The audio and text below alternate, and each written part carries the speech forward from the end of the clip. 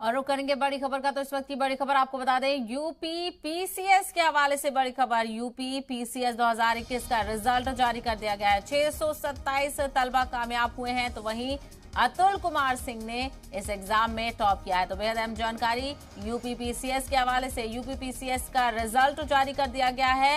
UP PCS 2021 के नताइज का ऐलान हो गया है। 627 तलबा इस एग्जाम में कामयाब हुए हैं। 627 तलबा ने कामयाबी हासिल की है, इस एग्जाम को क्लियर कर लिया है।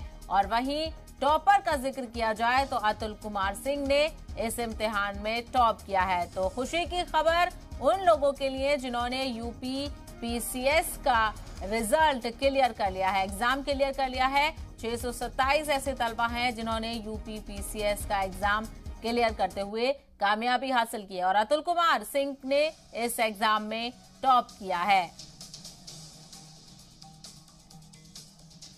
तो यूपी पीसीएस के नताइज का ऐलान। यूपी पीसीएस 2021 के का रिजल्ट जारी कर दिया गया है। 627 तलबा ने इस एग्जाम को क्लियर करते हुए कामयाबी हासिल की है, तो वहीं अतुल कुमार सिंह ने इस एग्जाम में टॉप किया है।